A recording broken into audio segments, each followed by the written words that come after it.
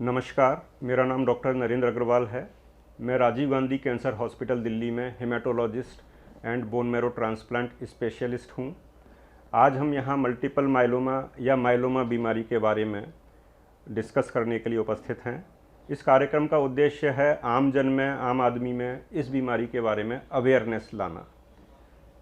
Myeloma एक तरह का ब्लड कैंसर है, ये सबसे कॉमन ब्लड कैंसर है और इस बीमारी के मुख्य लक्षण हैं हड्डियों में दर्द होना, रीढ़ की हड्डी में दर्द होना, किडनी का फेल होना जैसे कि पेशाब कम आना, ब्लड में यूरिया और क्रिएटिनिन का बढ़ना, खून की कमी एक इसका मुख्य लक्षण है। खून की कमी की वजह से किसी भी पर्सन में, व्यक्ति में कमजोरी, थकान, एनर्जी की कमी ये सब महसूस हो सकते हैं। इसके अलावा कैल्शियम की मात्रा का बढ़ना एक ऐसा टेस्ट है, ब्लड टेस्ट है, जिसमें हम ये चेक करते हैं कि कैल्शियम कितना है ब्लड में, और माइलोमा बीमारी के अंदर कैल्शियम की मात्रा बढ़ी हुई पाई जाती है अक्सर। और कैल्शियम बढ़ने की वजह से कई सारे लक्षण पैदा होते हैं, जिनमें कॉन्स्टिपेशन, पेट में दर्द होना और कभी कभी बेहोशी की हालत पैदा होना भी शामिल हैं। माइलोमा बीमारी होती क्यों है, इसके कारण क्या हैं, ये एक बड़ा डायलीमा है कि अभी तक इसके जो मुख्य कारण हैं उनके बारे में बहुत ज़्यादा जानकारी नहीं हो पाई है। हालांकि कुछ कारण हैं जो कि जिनमें देखा गया है कि माइलोमा बीमारी अधिक हो सकती है, जैसे कि रेडिएशन से एक्सपोजर होना। आयनाइजिंग रेडिएशन एक तरह का नेचुरली अकरिंग रेडिएशन भी होता है, लेकिन जहां बॉम्ब ब्लास्ट वगैरह हो चुके हैं वहां पर रेडिएशन की मात्रा ज़्यादा होती है। उस ज़्यादा रेडिएशन की मात्रा के मद्देनज़र माइलोमा बीमारी पैदा हो सकती है। दूसरा कारण है जेनेटिक्स। कभी कभी देखा गया है कि एक ही परिवार में एक से ज़्यादा सदस्यों को ये बीमारी हुई, तो ऐसे में जेनेटिक एक मुख्य कारण नज़र आता है।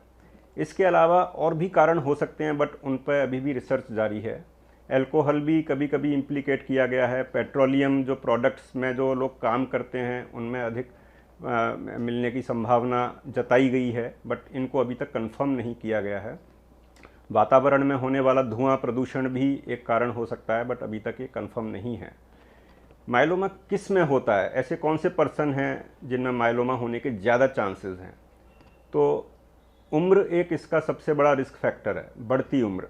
माइलोमा अक्सर बुज़ुर्गों की बीमारी मानी जाती है। जैसे जैसे उम्र बढ़ती है माइलोमा के इंसिडेंसेस भी बढ़ते हैं। लेकिन इंडिया में, भारत में ऐसा भी देखा गया है कि बहुत कम उम्र में 20, 30, 40 वर्ष की उम्र में भी माइलोमा के पेशेंट्स आते हैं, इलाज कराते हैं। तो यंग पेशेंट्स में भी हो सकता है, ऐसी कोई एज नहीं है जिसमें माइलोमा ना हो सके। यंगर पेशेंट्स में कम होता है अक्सर। और अक्सर देखा गया है कि जो ब्लैक पॉपुलेशन है, जैसे कि हमारे भारत में वो पॉपुलेशन नहीं है, लेकिन अमेरिका में जो ब्लैक पॉपुलेशन है या अफ्रीकन ब्लैक पॉपुलेशन है, उनमें इसके इंसिडेंसेस थोड़े ज़्यादा हैं एज कम्पेयर टू अदर जो वाइट पॉपुलेशन है या एशियन हैं, उनके मुकाबले ब्लैक पॉपुलेशन में माइलोमा के इंसिडेंसेस थोड़े ज़्यादा होते हैं। माइलोमा के लक्षण क्या हैं, प्रमुख लक्षण क्या हैं? तो प्रमुख लक्षणों में है हड्डियों में दर्द होना।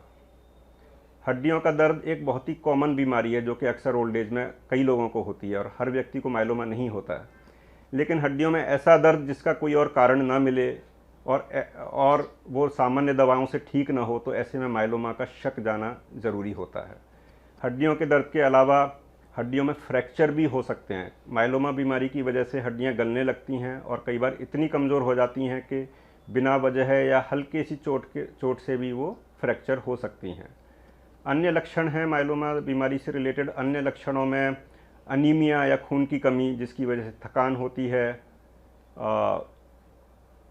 एनर्जी की कमी आती है। अन्य लक्षणों में किडनी, आई थिंक ये मैं रिपीट कर रहा हूँ, मुझे